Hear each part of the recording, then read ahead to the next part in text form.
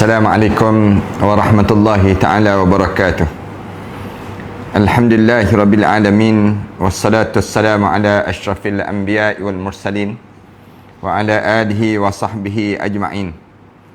Subhanaka la ilma lana illa ma 'allamtana innaka antal alimul hakim. Rabbi shrah li sadri wa yassir li amri wa hlul 'uqdatam min lisani yafqahu qawli. Rabbi yassir wa la tu'assir wa tammim bil khair, amma ba'd. Para penonton dan sahabat-sahabat sekalian, pertamanya marilah sama-sama kita mengaturkan sekali lagi rasa syukur dan rasa syukur di atas nikmat panjangnya umur yang Allah kurniakan pada kita ini, sehingga kan pada malam yang baik ini sekali lagi kita akan mengikuti siri Mau'izah Hasanah yang kita mulakan pada semalam, dan malam ini kita meneruskan perbincangan kita tentang satu tajuk yang penting dalam hidup kita, yang diajar supaya kita memendekkan angan-angan dalam hidup kita dan jangan kita panjang angan-angan kita. Dengan satu cara yang diajar dalam Islam ialah kita sentiasa mengingati kematian. Bila kita diajar supaya mengingati kematian ini, ramai di kalangan kita tanya, sebab apa kita kena ingat pada kematian ini? Kerana dalam hidup kita ni tak ramai orang yang hidup sibuk nak membicarakan tentang kematian, tetapi orang sibuk bagaimana untuk membicarakan tentang kenikmatan di dunia yang sementara ini. Saya telah jelaskan pada kalian semua pada pengajian kita pada semalam, di mana hidup kita ini tidak berakhir dengan perjalanan hidup di dunia sahaja, tetapi Allah jadikan perjalanan hidup kita ini ada lagi alam yang perlu kita lalui dalam hidup kita ini. Alam yang kita kena lalui lepas pada kita hidup di dunia ini yang disebut dengan alam barzah. Kemudian kita kena hidup juga di alam yang keempat yang disebut dengan alam mahsyar. Kemudian kita kena hidup lagi di alam yang kelima dipanggil alam sa'idun aw saqiyun, alam syurga ataupun alam neraka. Oleh kerana perjalanan hidup kita ini tidak terhenti dengan dunia saja, maka kita kena faham bahawa dalam hidup kita ni kita kena buat persiapan untuk nak hidup di alam-alam yang saya sebut tadi. Kerana orang yang hidup sentiasa fikir tentang dunia saja, maka dia akan terikat hidup dia dengan dunia ini, sehingga kan dia terlupa tentang persiapan dia untuk dia nak hidup di alam-alam yang lain itu. Saya dah sebut bahkan dalam perbincangan kita kemarin tentang mengenai dalam hidup kita ni, pada diri kitanya jangan kita ni terikat dan terlekat dengan dunia. Jangan. Ramai di kalangan kita bila sebut saja hidup, dia fikir bagaimana nak makan, bagaimana nak tidur bangun, bagaimana, sekadar itu saja yang dia fikir. Kita buat contoh dalam suasana kita PKP ini, pergerakan dalam keadaan yang terhad yang kita diminta supaya duduk dalam rumah masing-masing ini. Ada di kalangan kita bila berada di suasana sebegini, sibuk masing-masing cari makanan, kerap berulang alik untuk makan saja. Ada di kalangan kita terlentang untuk tengok televisyen, ataupun kita membelek talian-talian ataupun handphone kita dan sebagainya. Ada di kalangan kita sibuk membaca berita-berita orang yang mati, orang siapa yang mati, bagaimana COVID-19 ini dan sebagainya. Ada di kalangan kita akhir-akhir ni jadi rimas dalam hidup dia, kerana putaran hidup dia hanya sekitar yang disebut dengan kehidupan dunia. Dan mereka celak mata pagi, mereka fikir macam mana nak beli barang lagi, macam mana nak yang ni, macam mana yang tu. Tapi mereka tak fikir tentang satu lagi benda yang kita kena fikir dalam diri kita ni. Biar kita ni kalau boleh sampai satu ketika kita ni termenung dan terdiam seorang-seorang. Fikir apa dia?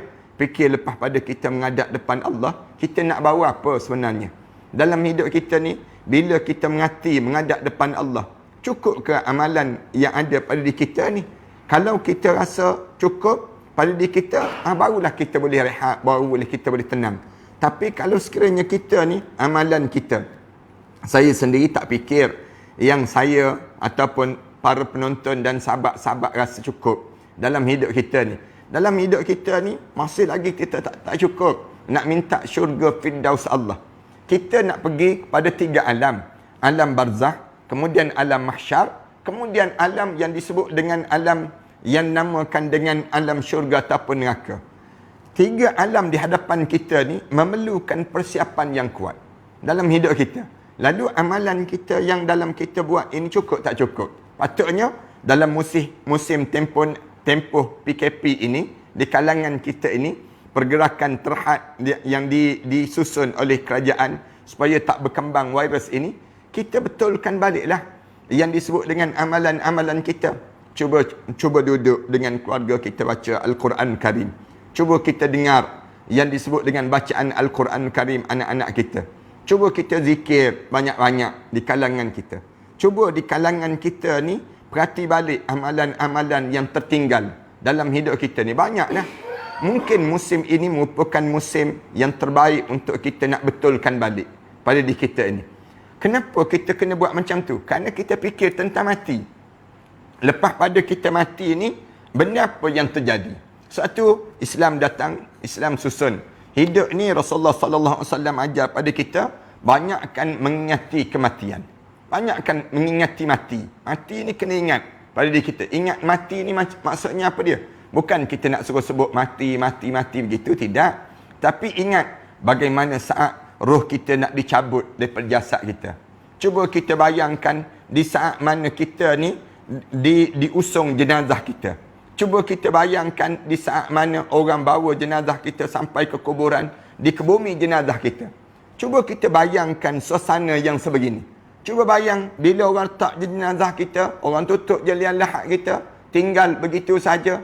Lalu dalam keadaan demikian, apa benda yang kita rasa kita nak ada di saat mana kita berada dalam suasana demikian? Malam pertama kita dalam kubur, kemudian malam-malam yang seterusnya, kita dah tinggal dah dunia. Bagaimana kita nak jawab depan malaikat munkar dan nakir?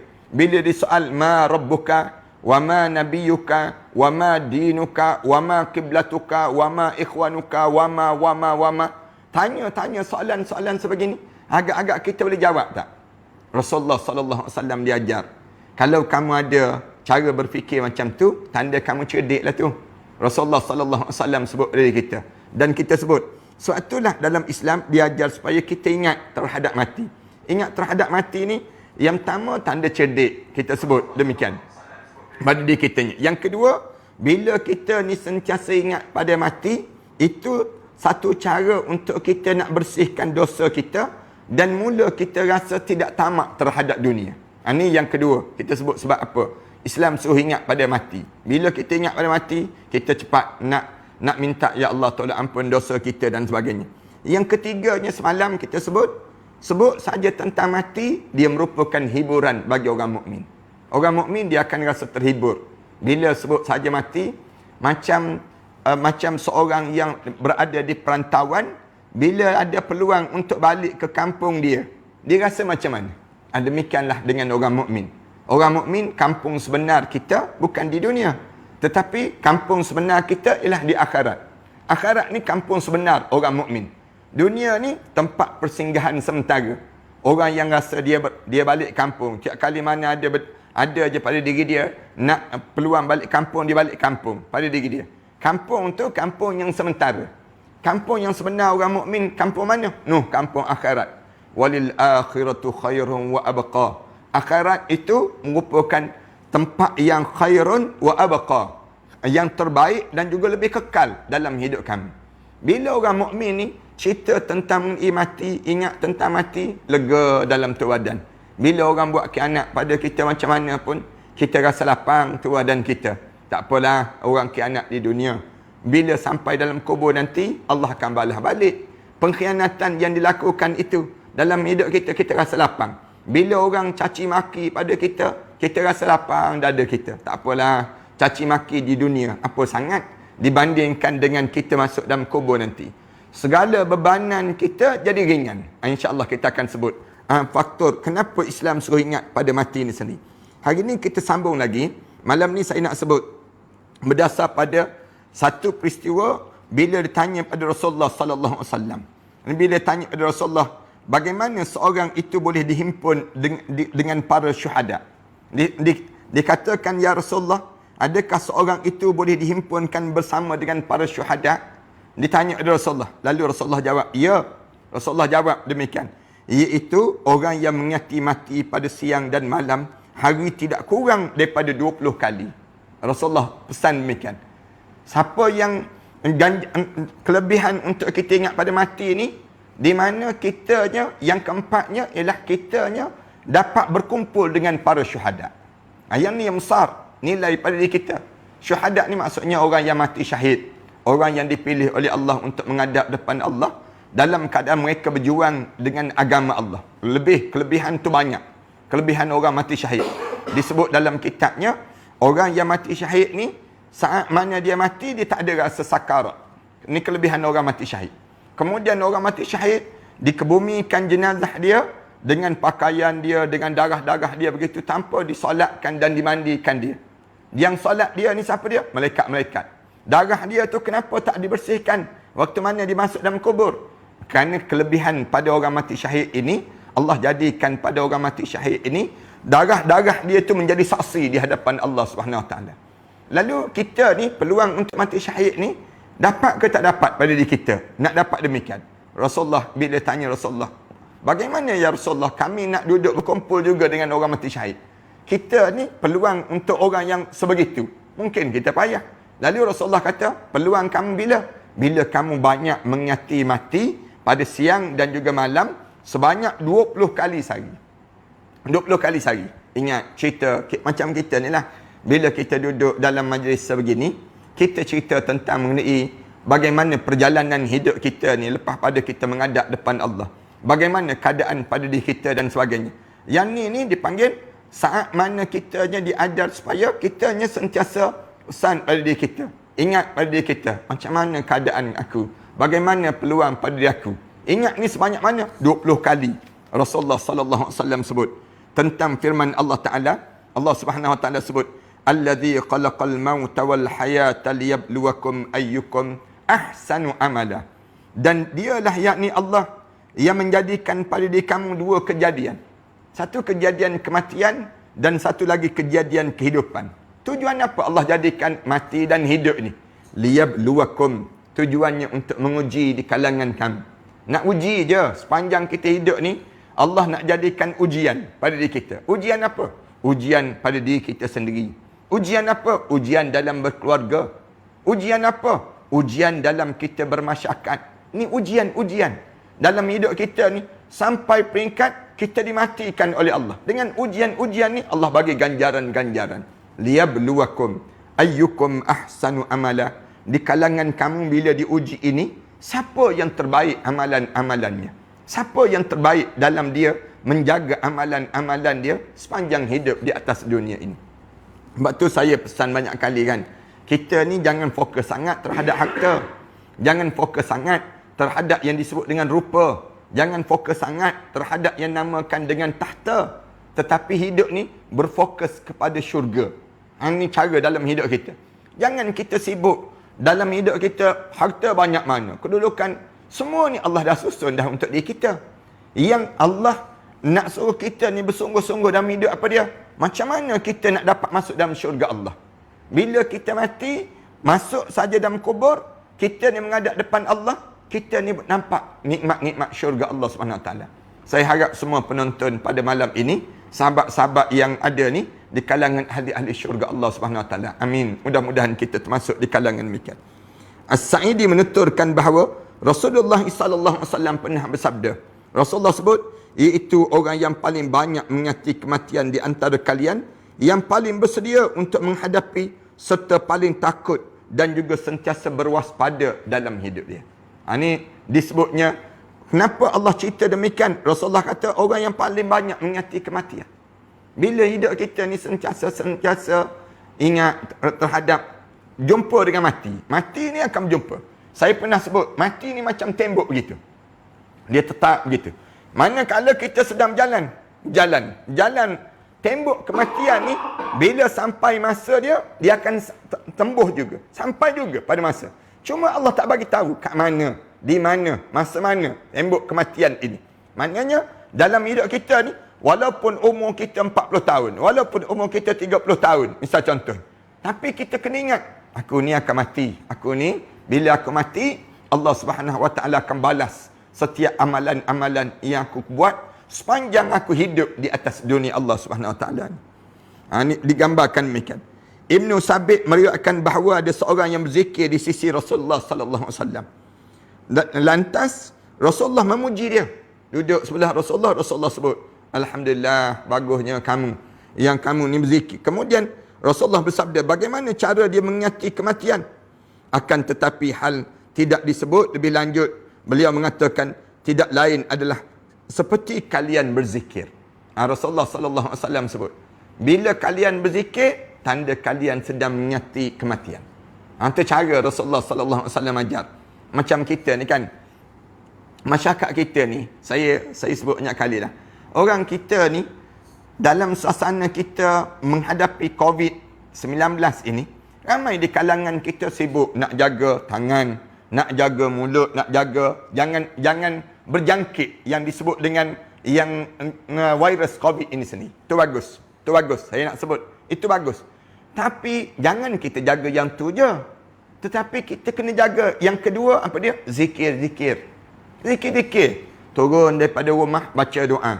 Bismillahirrahmanirrahim. 'Ala Allah wala haula wala quwwata illa billahil aliyyil azim. Pagi-pagi je, bila kita tak bergerak ke mana-mana, turun daripada katil kita tu, dalam rumah je kita berjalan.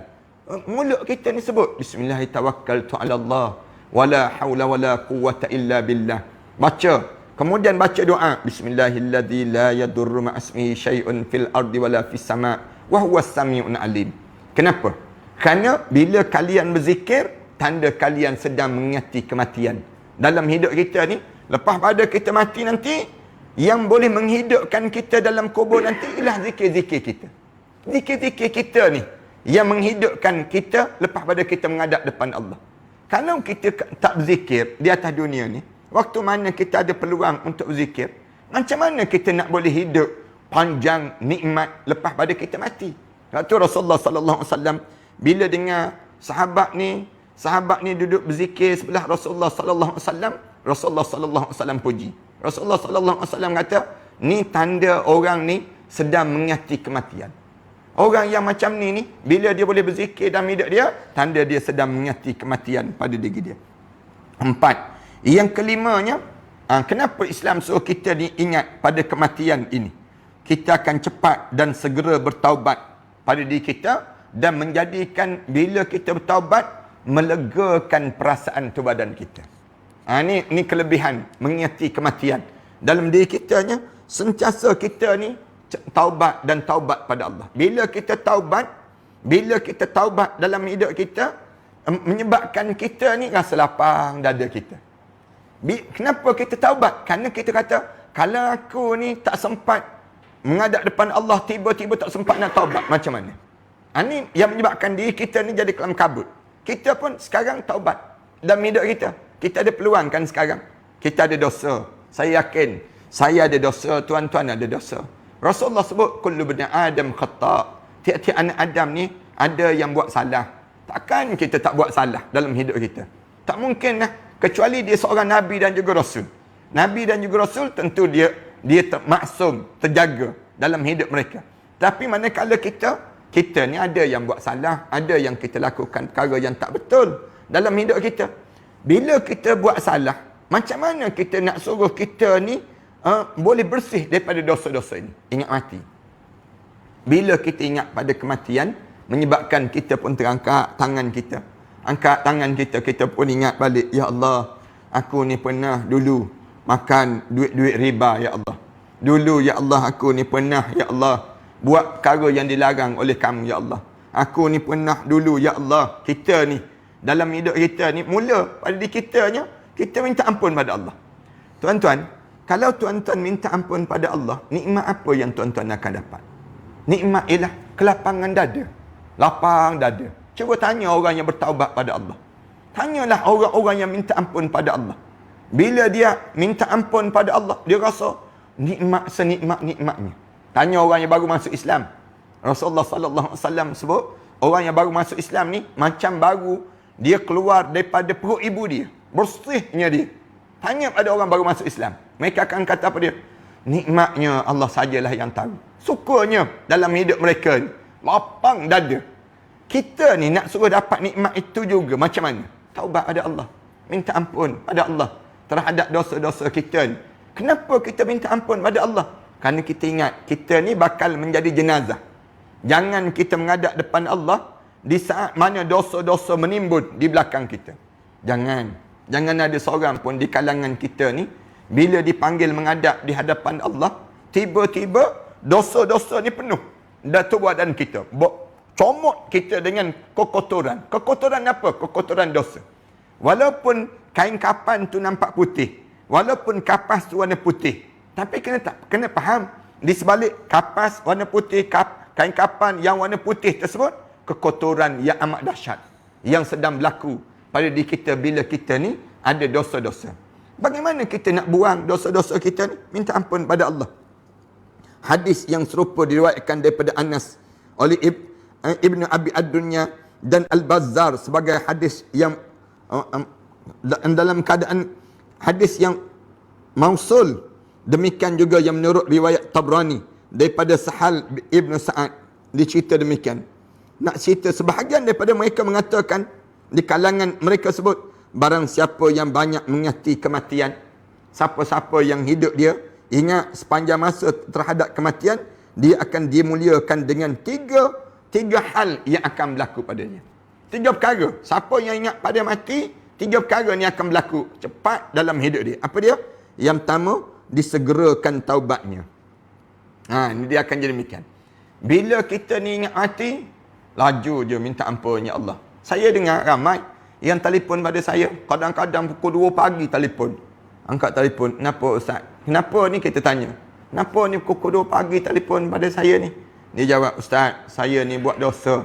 Ada seorang budak muda baru ni, pukul 1 pagi lebih, dia telefon pada saya, dia menangis teresak-esak. Saya tanya, kenapa? Ustaz, saya baru lepas berzina, dia sebut demikian. Na'udzubillah min dzalik. Saya dengar je, inna lillahi wa inna ilaihi raji'un. Ustaz, saya ni, apakah Allah akan terima taubat saya, ya Allah? Ustaz dia sebut, apakah Allah akan mengampun dosa saya? Saya tak sengaja, Ustaz dia. Banyaklah dia sebut itu. Tapi saya nak sebutnya gambaran. Orang yang, saya tanya dia, kenapa yang kamu rasa demikian? Dia kata, saya takut mati, Ustaz. Dia sebut terus, saya teringat, bila saya mati dengan keadaan saya berzina ni macam mana, Ustaz? Menangis dia, meraung dia. Dalam hidup kita ni, kita kena ingat dalam pada diri kita ni, bila kita ni sentiasa ingat pada kematian, kita akan jadi cepat untuk kita nak bertaubat pada Allah Subhanahu Wa Taala. Kemudian yang keduanya, dilapangkan hatinya. Siapa-siapa yang dalam hidup dia ni, dia sentiasa dalam keadaan yang dia ni berada keadaan dia ingat pada kematian, di antara perkara yang dia akan dapat apa dia? Dia akan lapang dada dia. Dilapangkan dada dia. Kemudian dilapangkan dada dia. Dan yang ketiga, diberi semangat untuk dia beribadah kepada Allah Subhanahu Wa Taala. Disebut demikian. Siapa-siapa yang dalam pada diri dia ni sentiasa dalam hidup dia ni, dianya sentiasa ingat terhadap mati, bersemangat dalam beribadah. Orang tak sabar nak masuk syurga Allah. Dia rasa nikmat pada diri dia. Untuk dianya nampak, kalau aku mati, tempat aku begini. Kalau aku menghadap depan Allah, aku tak sabar-sabar. Nanti kita akan sampai dalam bab tersebut. Kenapa orang mukmin dia akan jadi rasa nikmat untuk cerita tentang kematian. Dia ada dalam bab-bab yang cerita keadaan yang sedemikian rupa. Sedangkan orang yang melupakan kematian akan ditimpa pada dia 3 hal dalam hidup dia. Siapa-siapa yang tak ingat pada diri dia untuk dia menghadap depan Allah, 3 perkara ni akan terjadi pada dia. Yang pertama, dia akan jadi rasa nak menangguh terhadap taubat dia kepada Allah Subhanahu Wa Taala. Ni dia akan jadi. Yang pertama ni, malas je nak taubat. Kenapa malas nak taubat? Lambat lagi nak mati. Lambat lagi nak menghadap depan Allah. Lambat lagi. Dia akan rasa demikian. Yang ni yang menyebabkan dalam hidup seseorang tersebut menjadikan diri dia suka menangguh. Menangguh terhadap taubat dia. Kemudian yang kedua, akan terjadi pada dia perasaan resah dan tak reda terhadap apa yang berlaku dalam hidup mereka tersebut. Ni, kita kena faham lah.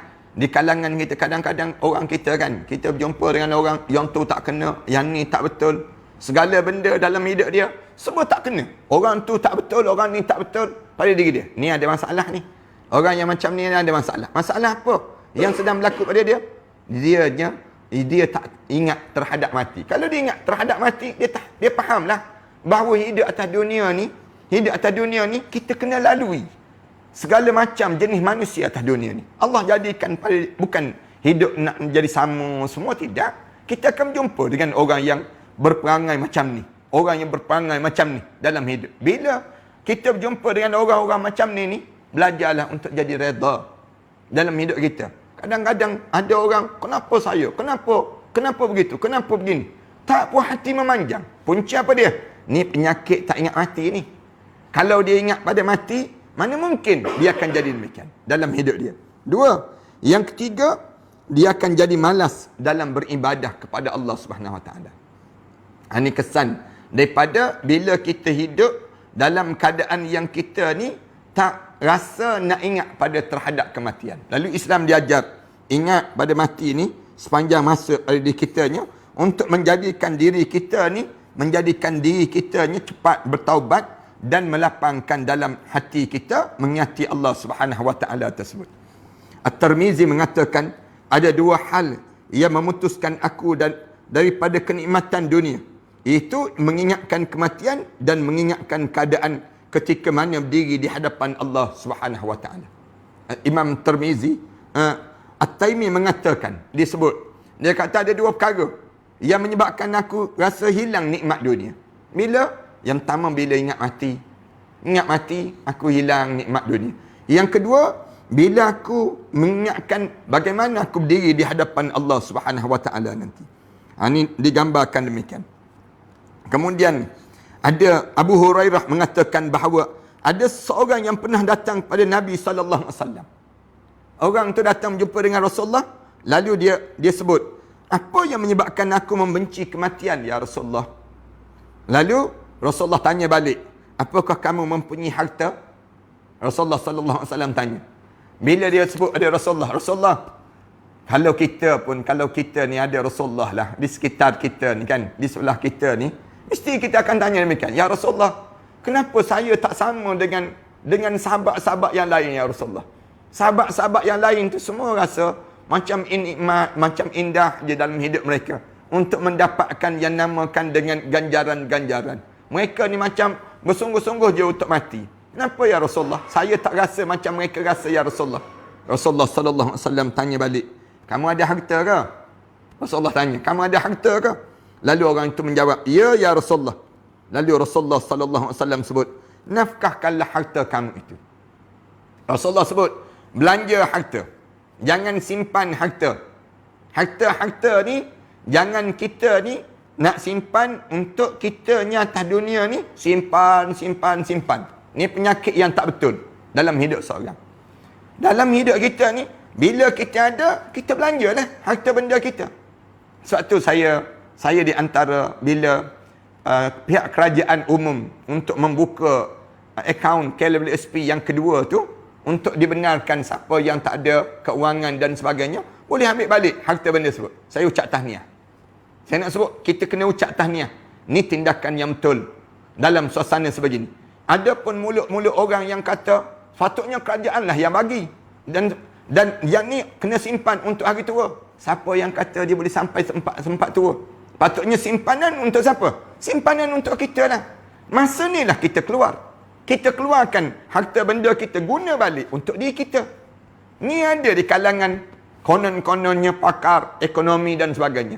Mereka sebut, dia kata, dia tak sepatut dan tak sewajar. Ni bekalan simpanan untuk hari tua. Kita kata tak, Islam bukan dia suruh simpan untuk hari tua. Islam dia suruh kita gunakan harta kita tu untuk kepentingan kita. Duit KWSP akaun yang kedua ni, dia ada beberapa akaun dalam KWSP ni. Oleh demikian, gunalah. Bila kita ambil akaun yang kedua tersebut, kerajaan benarkan sebanyak RM500 sebulan.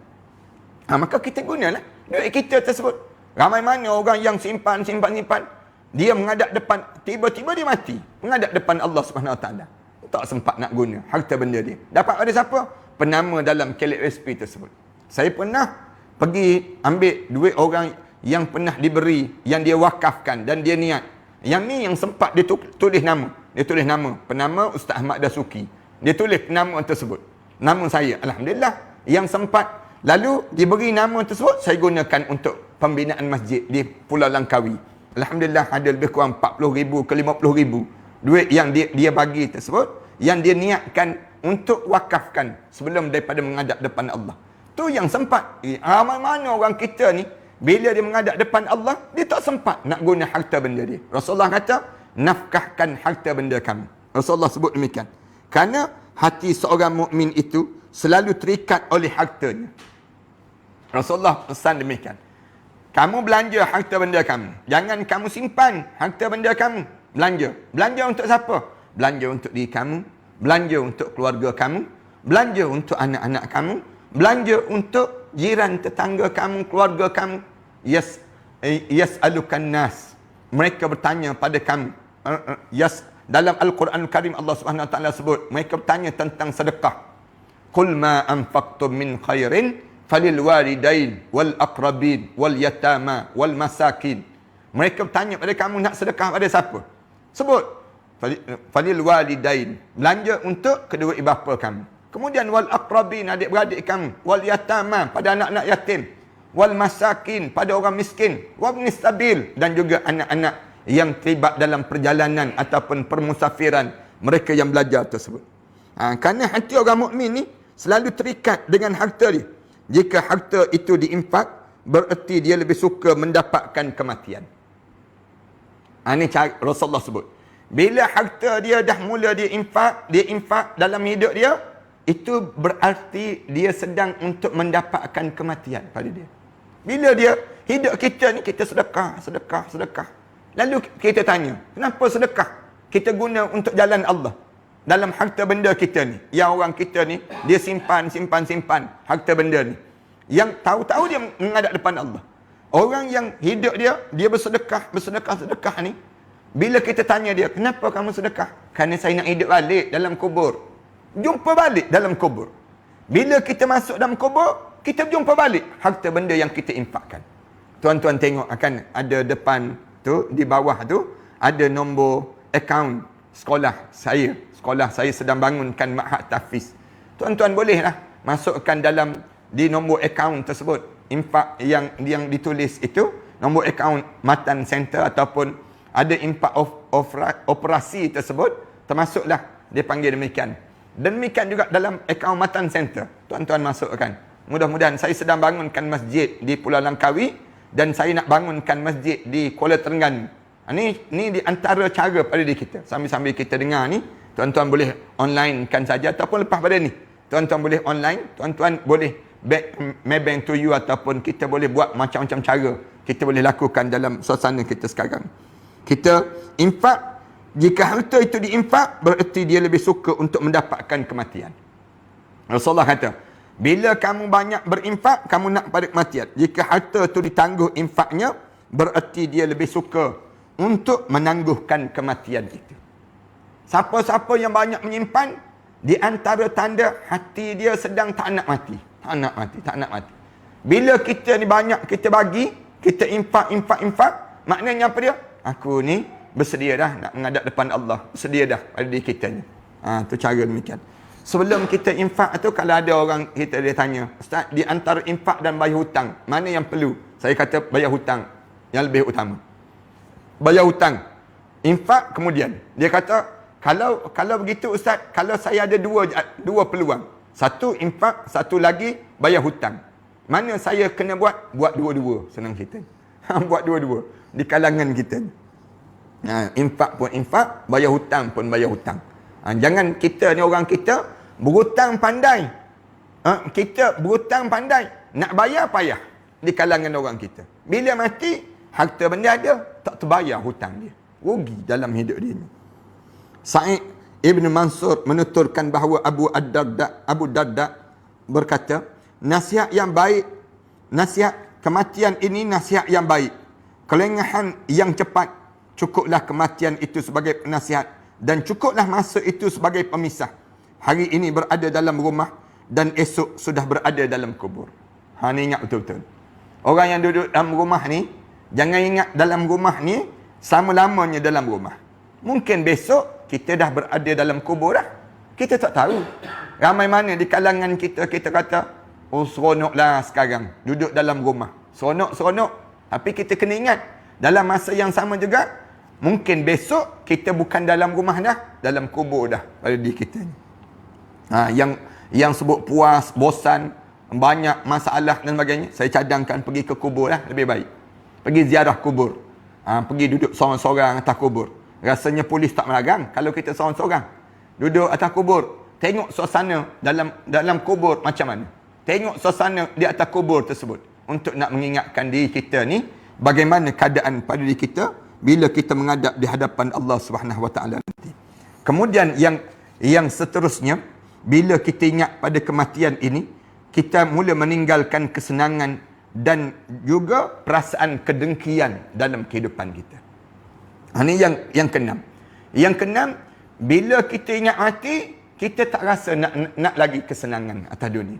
Dan juga tertanggal perasaan dengki. Penyakit dengki ni terjadi di antara sebab kenapa? Tak ingat mati lah. Kalau ingat mati, tak nak dengkinya dengan orang.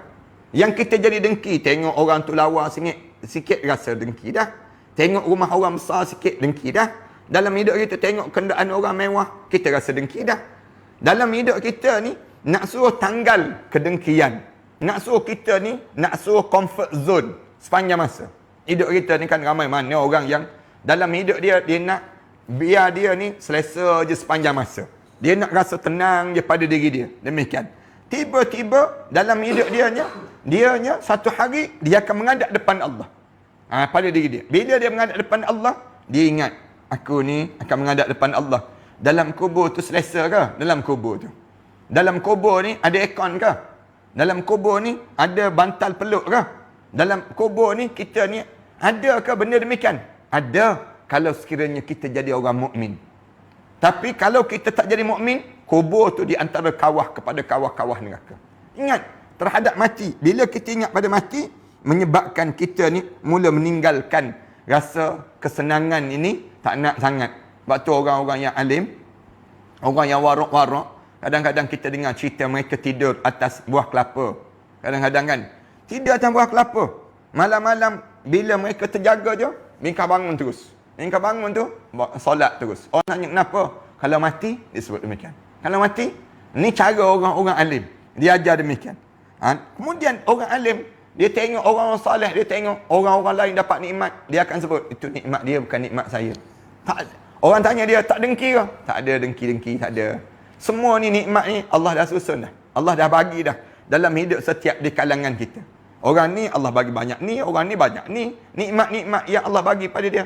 Bila Allah dah bagi dah nikmat-nikmat yang tersendiri dalam hidup ini, maka selayaknya nikmat-nikmat ni tak perlu didengki. Kerana apa dia? Kerana Allah yang bagi. Bila Allah yang bagi, nak dengki apa dalam hidup pada diri kita? Lalu dalam keadaan sedemikian rupa, kita ni ingat, aku bila mati nanti, aku dapat nikmat jauh lebih besar daripada apa yang aku dapat sebelum daripada ini. Ini dipanggil, menjadikan diri kita ni, menjadikan dalam hidup kita ni, jauh daripada kedengkian. Tu di antara sebab. Kemudian sebab yang ketujuh, kenapa kita diajar supaya ingat pada kematian ini, menjadikan diri kita zuhud terhadap dunia dan menjadikan kerinduan terhadap akhirat Allah Subhanahu Wa Taala. Ini di antara diajar dalam Islam. Islam suruh bila kamu ingat pada mati, kamu jadi zuhud terhadap dunia. Mana dunia apa sangat dalam diri kita. Segala apa yang Allah bagi di atas dunia ni bonus je semua. Tapi yang kita pula jadi rindu terhadap akhirat. Kalau tuan-tuan rajin kan, tuan-tuan baca kitab ni, apa dia, syurga ganjaran terindah. Saya nak tunjuk, kalau tuan-tuan rajin saja, tuan-tuan baca kitab ni, syurga ganjaran terindah, yang saya tulis di antara dalam kitab ini, saya telah tulis tentang cerita-cerita tentang mengenai bagaimana suasana dalam syurga Allah. Tuan-tuan baca kitab ni, rasa terawang-awangan dalam syurga Allah. Allah nikmatnya syurga Allah, syukurnya syurga Allah. Ini saya dah karang kitab tulis cerita tentang InsyaAllah kalau Allah bagi kesempatan pada kita, kita cerita tentang bagaimana nikmat-nikmat dalam syurga Allah Subhanahu Wa Taala itu sendiri. Ni. Sebab Ibnu Abi Syaibah, Imam Ahmad bin Abi Ad-Dunya dan Al-Baihaqi dalam Syu'bul Iman meriwayatkan hadis daripada Rabi' bin Anas bahawa Rasulullah sallallahu alaihi wasallam pernah bersabda, cukuplah kematian itu mendorongkan seseorang bersikap zuhud di dalam dunia. Rasulullah sebut demikian. Cukuplah kematian itu mendorong seorang bersikap zuhud di dunia dan merindukan akhirat Allah Subhanahu Wa Taala. Sebab tu saya sebut tadi, bila kita ni ingat mati, kita jadi rasa dunia ni tempat tumpang je. Tempat kita menumpang je. Saya ulang banyak kali. Kita dengan pasangan hidup kita kan. Isteri kita ni, bila kita ada isteri, misal contohnya. Isteri kita ni, kita tumpang je. Rasa kasih sayang sekejap. Seorang isteri dengan suami dia. Sama juga, dia tumpang je. Dia tak boleh direct. Rasa sayang, cinta tu direct, tak boleh. Dia kena sebut, ana uhibbuki fillah. Aku mencintai kamu kerana Allah. Itu cara demikian. Bila begitu, kita atas dunia dengan anak-anak ni, Allah bagi pinjam je. Sekejap je Allah bagi pinjam. Lepas pada kita menghadap depan Allah, kita tak berjumpa dah. Yang disebut dengan kecuali, semua jalan ke syurga Allah. Ni baru kita rasa, dunia ni, kita tak rasa nak tamak. Tengok orang lain, rumah besar, kereta mewah. Orang lain, kedudukan. Kita kata tu nikmat dia, bukan nikmat saya. Bukan nikmat saya. Allah bagi nikmat untuk saya tersendiri. Manakala kita terhadap akhirat, saya rindukan akhirat. Jadi pada diri kita ni, ya Allah, aku ni kalaulah dapat akhirat lah, dapatlah duduk sebelah Nabi Muhammad sallallahu alaihi wasallam. Seronoknya ya Allah. Dalam hidup kita ni, pada diri kita ni, kita sentiasa, ya Allah, kalaulah aku boleh laju je atas titian sirat, zoom, laju atas titian sirat. Kita ni terfikir dalam hidup kita ni, kalaulah aku ni melayang suratan amalan manusia tu di padang mahsyar tu, aku dapat tangan kanan, ya Allah. Dapat tangan kanan. Allah nikmatnya waktu tu. Bila kita di hadapan manusia ramai, khalayak ramai, manusia ni sendiri, kitanya dalam keadaan yang bagaimana? Pada diri kitanya, Nabi Muhammad sallallahu alaihi wasallam panggil nama kita. Jemput nama kita, panggil Ahmad Dasuki misal contohnya. Mari untuk minum air di Telaga Kausar. Allah nikmatnya para hadirin sekalian. Kenapa dia? Dunia ni hanya tempat tumpangan dan pinjaman. Dunia ni tak usah tamak lah. Tak kat mana pun kita ada, benda apa pun yang kita ada, semua ni kita tak bawa, kecuali amalan je yang kita bawa masuk dalam kubur. Bila ingat pada mati, Allah tak naklah aku, ya Allah, banyak-banyak. Nanti kalau banyak-banyak kan, penat pula nak jawab depan Allah. Kita ada kenderaan 2 buah aja. Allah tanya terus, kenapa kenderaan kamu sampai 2 buah? Kenapa kenderaan kamu sampai 4 buah? Bagaimana diri kamu di pada mahsyar Allah Subhanahu Wa Taala nanti, persoalan-persoalan ini akan datang. Tanya terus, rumah kamu berapa? Tanah kamu berapa? Pakaian kamu berapa? Semua ni jawab. Kullu ulaika kana anhu mas'ula. Semua tu akan dipertanggungjawab di hadapan Allah Subhanahu Wa Taala. Yang ketujuh, yang ke-8, bila kita ingat pada kematian ini, menyebabkan semua musibah tersebut menjadikan keringanan pada diri kita. Bila kita ingat pada kematian, semua musibah jadi rasa ringan. Itu kelebihan orang yang ingat pada kematian ini. Disebut, Ka'ab pernah menuturkan, barang siapa yang mengenal kematian, segala musibah akan terasa ringan bagi diri dia. Siapa-siapa yang diingat pada mati, semua musibah dalam hidup dia, ujian-ujian ni jadi ringan je. Tak ada masalah lah, ya Allah. Ni sekarang ni kita ni kan kena musibah ni. Walaupun kita kena musibah, tapi kita rasa ringan. Alhamdulillah, aku walaupun begini pun keadaan aku, yang kena dia rasa ringan, yang tak kena rasa ringan juga. Kenapa? Kerana lepas badan ni kita akan jumpa mati. Mati ni beratur je, sedang beratur. Di kalangan kita ni sedang beratur menunggu giliran untuk dipanggil menghadap depan Allah. Ada pun orang yang dipanggil dengan cara COVID-19, ada orang dipanggil dengan cara apa dia? Kena serangan jantung. Ada yang kita baca dalam surat khabar macam-macam gaya. Ada polis yang jaga kan, yang jaga jalan raya kerana COVID-19. Rebah pengsan, darah tinggi, naik. Kemudian menghadap depan Allah. Demikian mudah-mudahan Allah rahmati kepada polis tersebut. Dalam keadaan sebegini, nak sebutnya gambaran bagaimana di kalangan kita, apa saja musibah yang kena pada kita bila kita ingat pada mati, jadi ringan. Ringan je terus pada diri kita dalam hidup kita ni. Ini yang ke-8 disebutnya kelebihan orang yang ingat pada mati.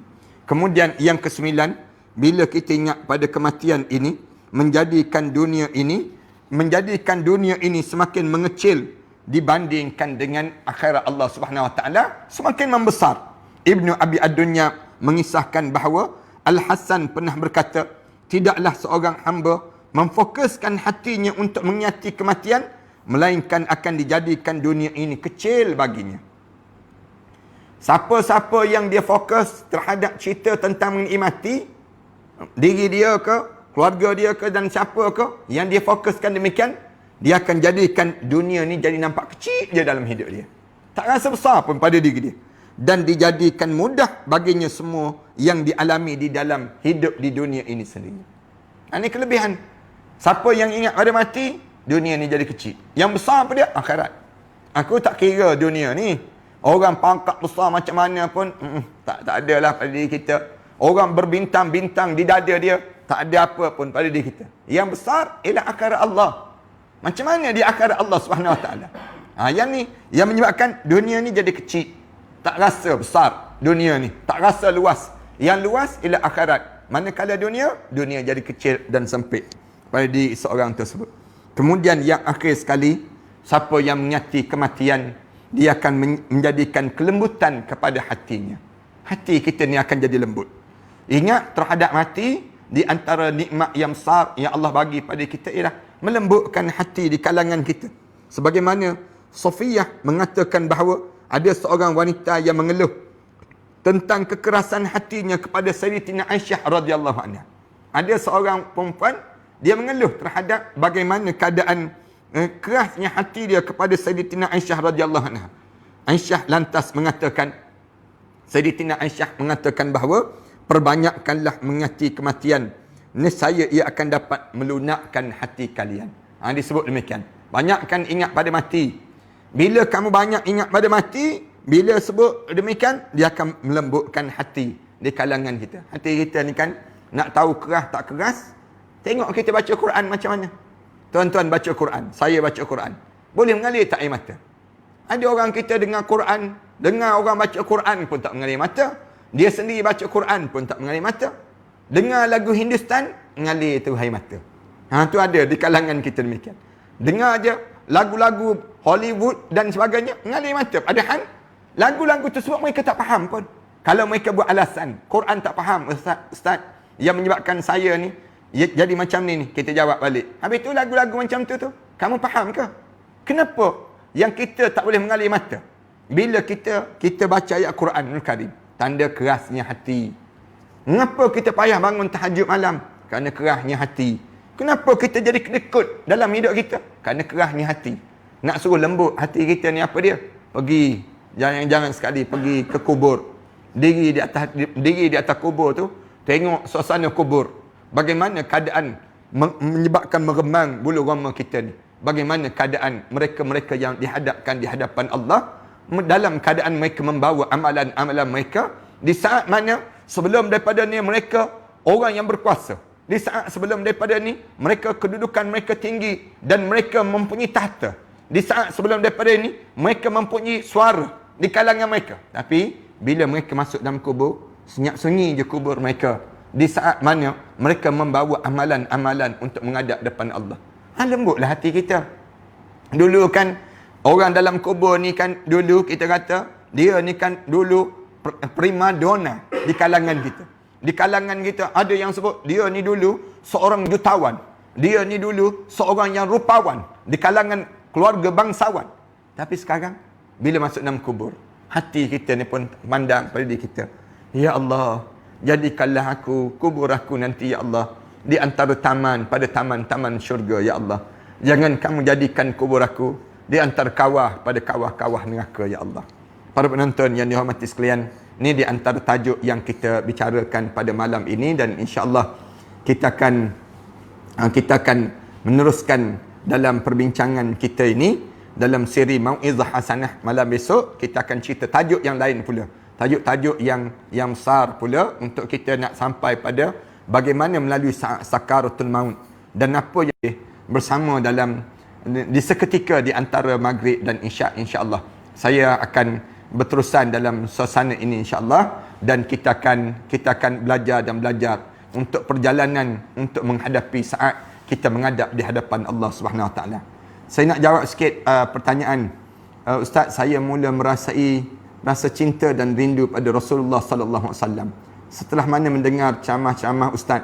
Semoga istiqamah daripada kunina. Alhamdulillah, mudah-mudahan Allah Subhanahu Wa Taala kekalkan keadaan sedemikian rupa. Dan ada sahabat-sahabat yang berselawat pada Rasulullah sallallahu alaihi wasallam. Ajiji ammiji, Allahumma salli ala sayyidina Muhammad wa ala ali Muhammad.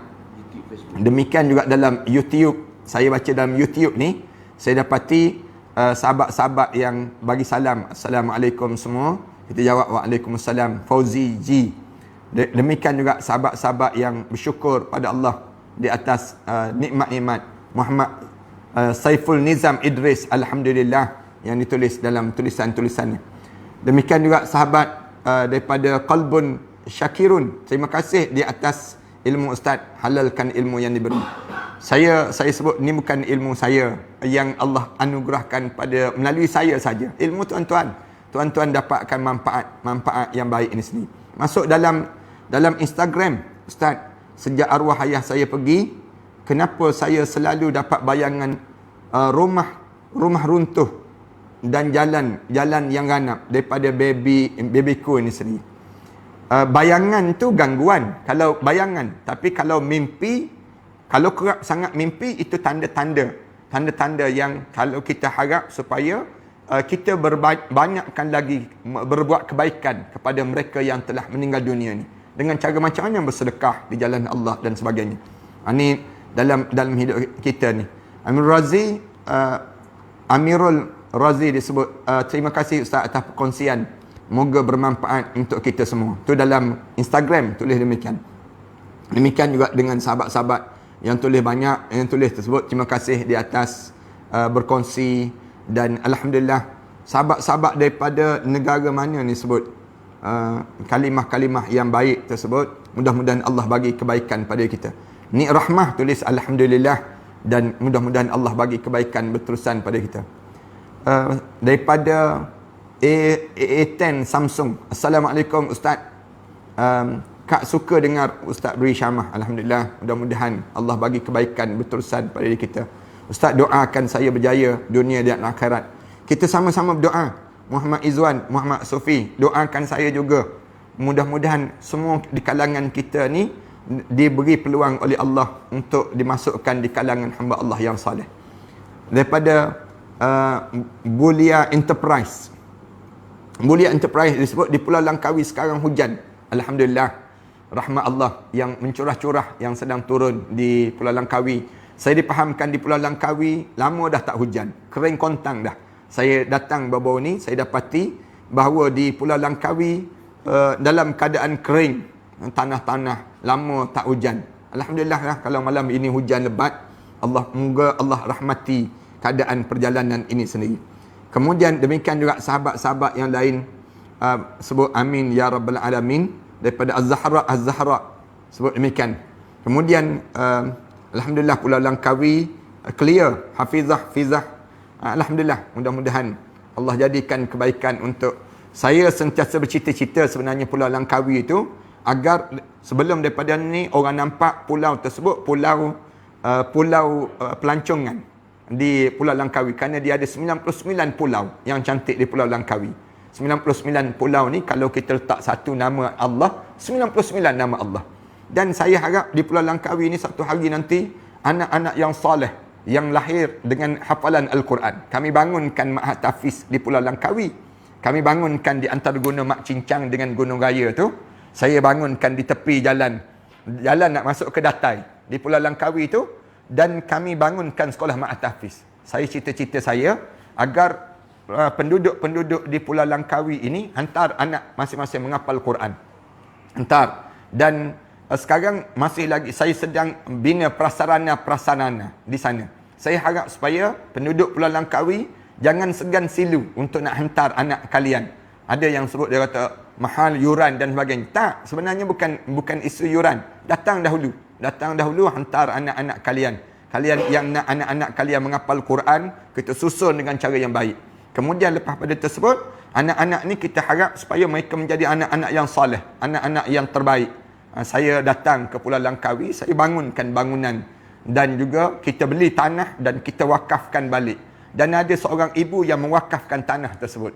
Dia wakafkan separuh dan kita bayar separuh. Dan ibu tu dalam bulan Ramadan pada tahun yang lepas, 2 tahun yang lepas, menghadap di hadapan Allah di atas wakaf tanah tersebut. Terima kasih sekali lagi.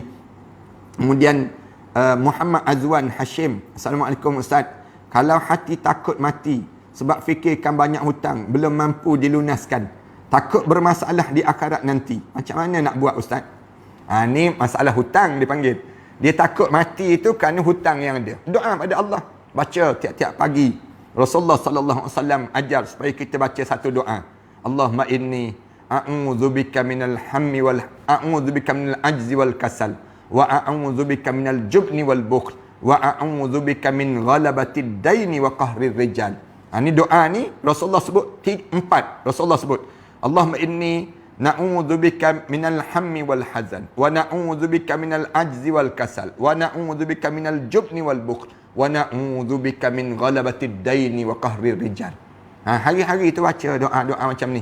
Mudah-mudahan kita terlepas daripada hutang-hutang yang kita lakukan dalam hidup kita ni, sehingga kan kita rasa nikmat untuk kita nak menghadap di hadapan Allah Subhanahu Wa Taala.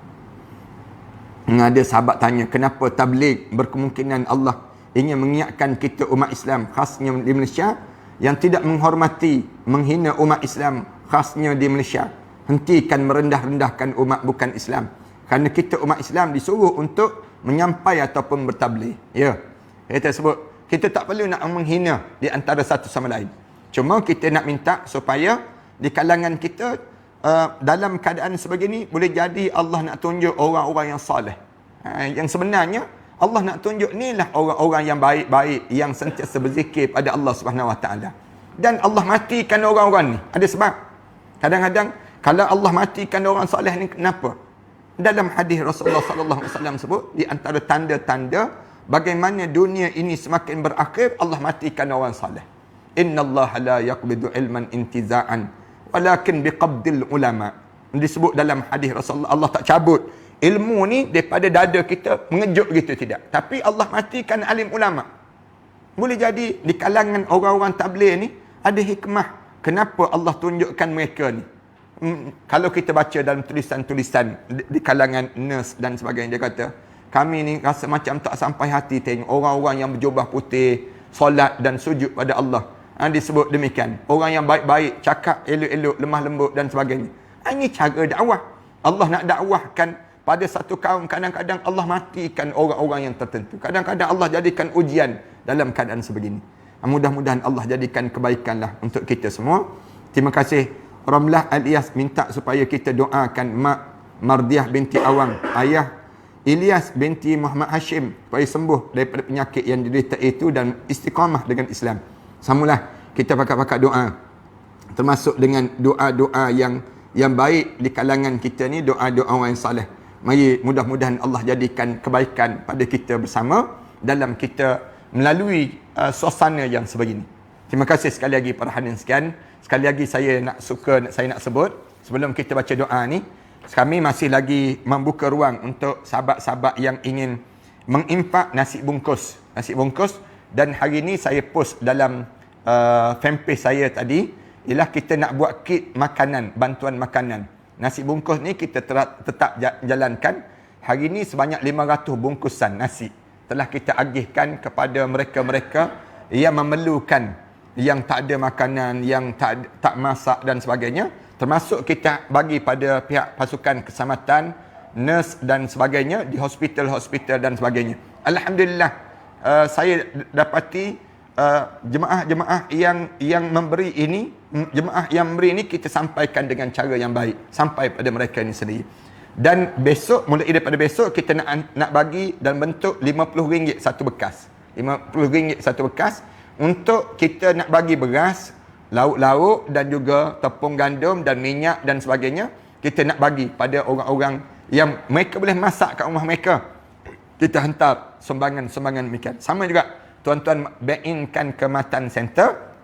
Kemudian tuan-tuan mula terus maklumkan kepada Ustazah Emma ini 0139061204. Ini satu cara lah. Yang keduanya, saya masih lagi sebut tentang susu kambing ni. Susu kambing dan juga kurma ajwah. Kurma ajwah ni kita dapat daripada Madinatul Munawwarah, di mana kurma ajwah ni tuan-tuan pagi-pagi tuan-tuan minum air susu kambing campur dengan kurma ajwah ni. Makan kurma ajwah lah. Rasulullah sebut setiap pagi kalau kita makan 7 biji pagi lam yadurru zalikal yaum samun wala sihrun, maka tidak akan bawa mudarat sihir dan juga yang disebut dengan sihir dan juga racun pada seorang. Ada sahabat yang tanya, mesti kurma ajwah ke Ustaz? Tak semestinya kurma ajwah. Ada alim ulama kata kurma pun tak apa dah 7 biji setiap pagi. Kurma-kurma yang betul ini sendiri. Tuan-tuan yang nak pada susu kambing dan juga kurma ajwah ni, tuan-tuan boleh terus ke Matan Bis, talian 019 258 2293. 258 2293.